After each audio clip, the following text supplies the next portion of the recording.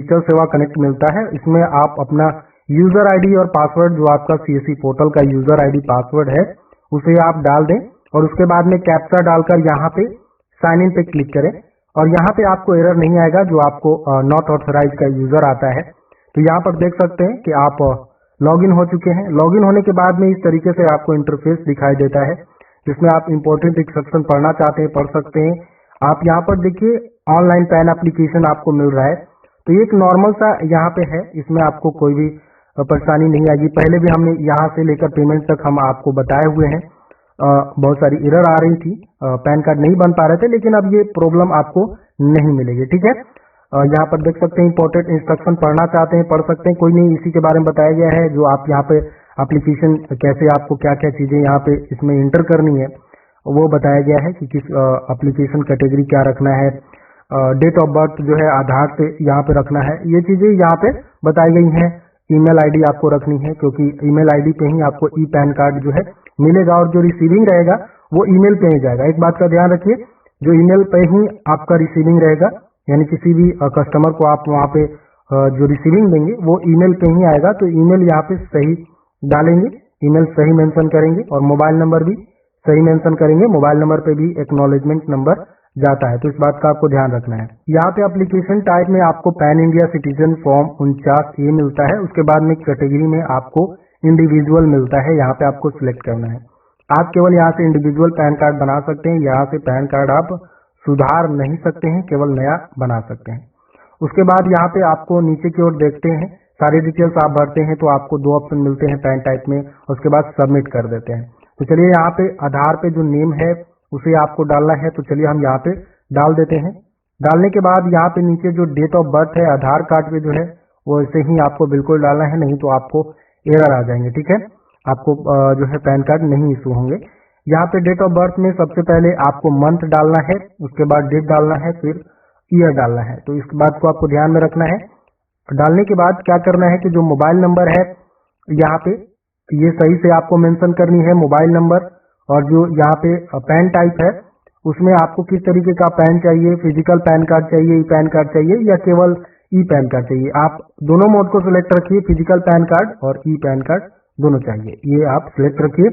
यहाँ पे 1 घंटे में ही पैन कार्ड जो है आपको प्राप्त हो जाएंगे मेल पे, जो आप यहाँ पे मेल दे रहे हैं, ईमेल दे रहे हैं, उस पे आपको यहाँ पे आ जाएंगे। और जो मैसेज में आपको पैन नंबर भी आ जाएगा, जो आपने मोबाइल नंबर दिया है उस पे पैन नंबर आ जाएगा। तो यहाँ पर कोशिश करिए कि ईमेल आईडी सही डालिए, नहीं तो जो रिसीविंग है वो ईमेल आईडी पे ही आएगा। तो आप जो भी आपके पास व्यक्ति आए हुए हैं बनवाने पैन कार्ड, उनको रिसीविंग देना होगा। अगर ईमेल गलती होगा तो नहीं दे पाएंगे, और जो पैन अगर 1 घंटे में बन भी जाता है तो उनको पैन भी आप नहीं दे पाएंगे, क्योंकि जो ई पैन कार्ड है वो ईमेल पे ही आएगा, ये तो आपको बखूबी मालूम है।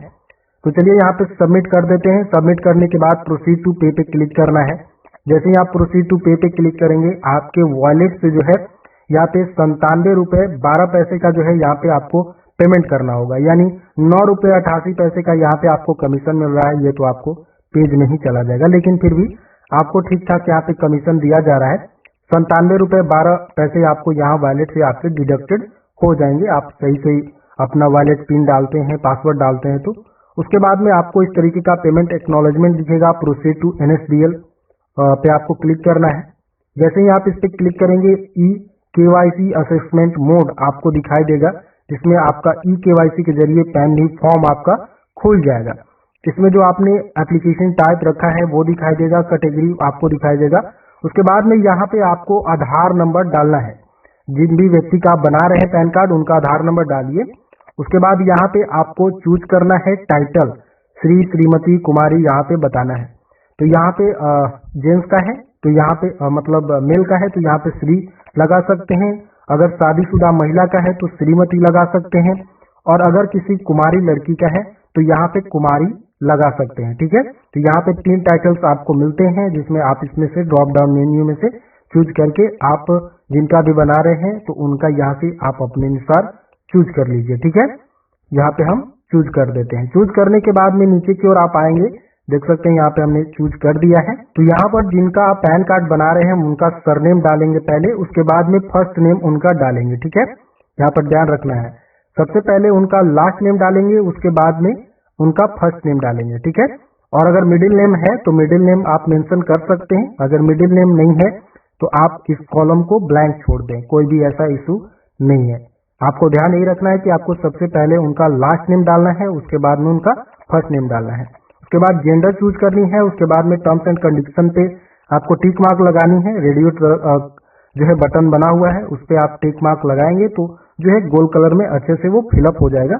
उसके बाद में आपको क्या करना है कि सबमिट कर देना है। जैसे ही सबमिट पे क्लिक करेंगे देखिए ये जो है रिलोड हो चुका है पेज और ये जो है आगे की ओर जा रहा है।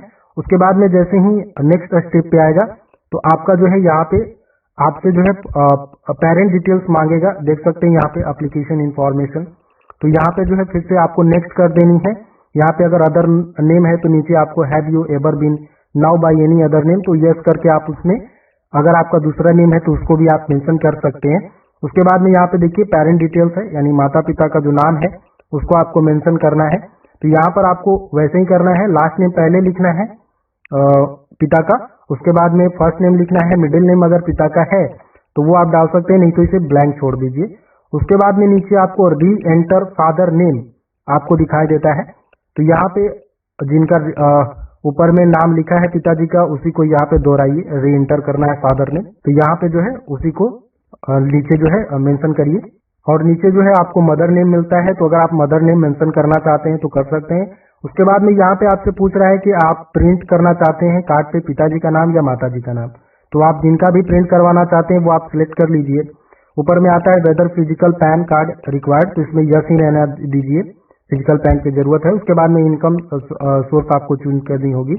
उसके बाद में बाकी आपकी एड्रेस जो है वो आधार कार्ड से ले लेगी, जिनका भी आप बना रहे हैं, जो भी व्यक्ति का यहाँ पे आवेदन कर रहे हैं उनका आधार कार्ड से ही ले लेगा, आपको उसमें उनका पता डालने की जरूरत नहीं है। उसके बाद में यहाँ पे एरिया कोड आपको सिलेक्ट करना है। तो नीचे की ओर आएंगे तो for help on AO code select करने के लिए आपको नीचे की ओर ऑप्शन मिलता है, इस पे आप इंडियन सिटीजन में क्लिक करिए और स्टेट यूनियन टेरेटरी में आप जाएंगे। ड्रॉप डाउन मेन्यू में से जो भी आपका स्टेट है उसे चूज कर लीजिए और जो भी आपका नजदीकी सिटी है उसे चूज कर लीजिए। नीचे की ओर आपको हेल्प के रूप में मिल जाएगा जो भी रहेगा एओ कोड, एरिया कोड, तो वो आपको मिल जाएगा पेन के लिए। और उसके बाद में यहाँ पे आपको प्लेस बताना है कहाँ से आप आवेदन कर रहे हैं, उसके बाद में आपको सबमिट कर देना है। ठीक है, जैसे ही आप सबमिट कर देंगे, सबमिट करने के बाद में आपको यहाँ पे फिर से एक बार वेरिफिकेशन करने को कहेगा कि आपने जो जानकारी भरी है वो एक बार मिला लें। उसके बाद में आपको यहाँ पे कंफर्म कर देना है। जब अगर सही है तो आपको कंफर्म कर देना है।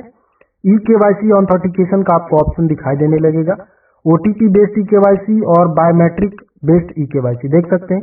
तो ओटीपी से उनका कर पाएंगे जिनका आधार कार्ड में मोबाइल नंबर लिंक है, जिनका आधार कार्ड में मोबाइल नंबर लिंक नहीं है।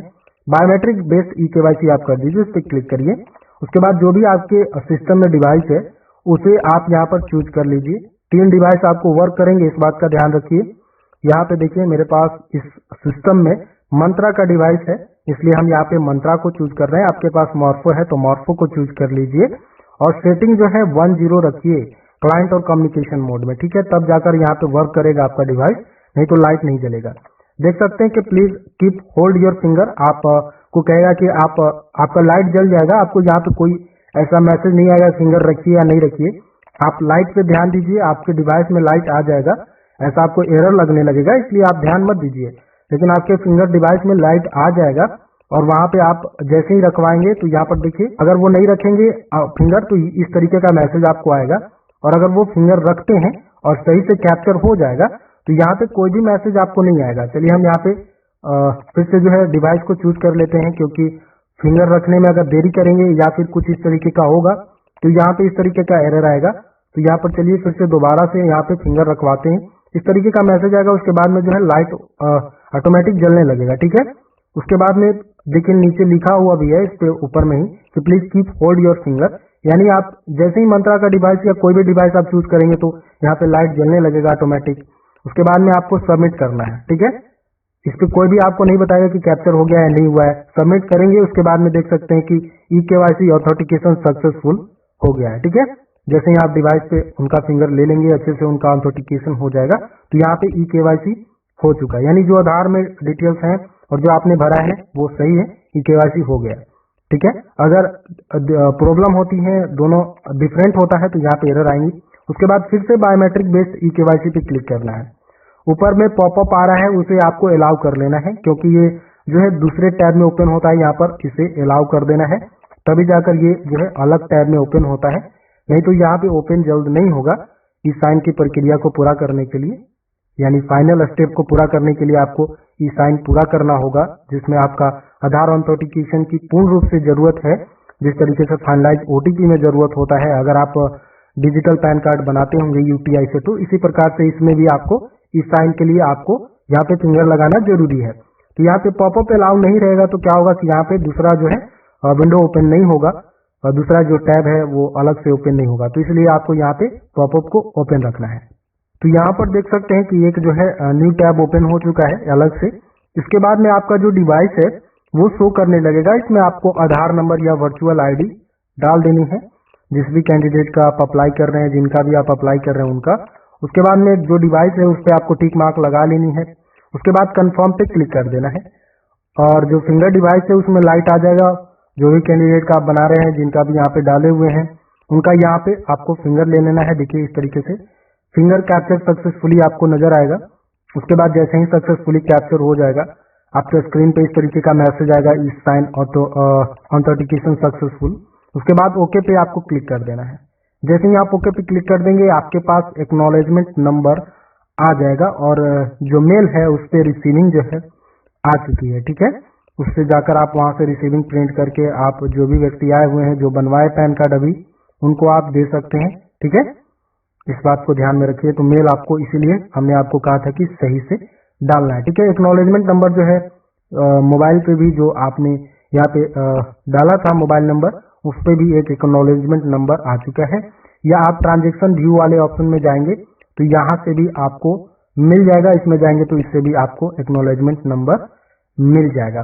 चलिए, हमने आपको कुछ पॉइंट्स के बारे में बताने के लिए कहा है, तो हम कुछ पॉइंट्स के बारे में भी आपको बता देते हैं। तो पॉइंट की बात यह है कि देखिए, आप फिजिकल मोड में पैन कार्ड बनाते हैं तो यहाँ पे उनका जो है सिग्नेचर जो है आप अपलोड कर पाते हैं, फोटो जो है मन चाहा अपलोड कर पाते हैं। लेकिन इसमें क्या होगा कि जब आप डिजिटल पैन कार्ड बनाएंगे एनएसडीएल के थ्रू, तो आपको केवल वही फोटो आएगा जो आपके आधार कार्ड में होगा, जो भी कस्टमर के आधार कार्ड में होगा वही पैन कार्ड पे आएगा। सिग्नेचर जो है वो नहीं रहेगा। ठीक है, ये बात जान लीजिए। और जो है आप डिजिटल मोड में यहाँ पे बनाते थे तो वैसे ही आपको सेम आता था। तो यहाँ पे आपको बता दें कि नीचे आप देख सकते हैं, यहाँ पे आप इंडिविजुअल तो बना पाते थे, लेकिन आप यहाँ पे बहुत सारे बॉडी ऑफ इंडिविजुअल, फॉर्म के लिए, गवर्नमेंट के लिए, इस तरीके के पैन कार्ड को आप बना सकते थे। लेकिन जो एनएसडीएल में है उसमें आप केवल आप इंडिविजुअल पैन कार्ड ही बना सकते हैं। इस बात को आप ध्यान में रखिए।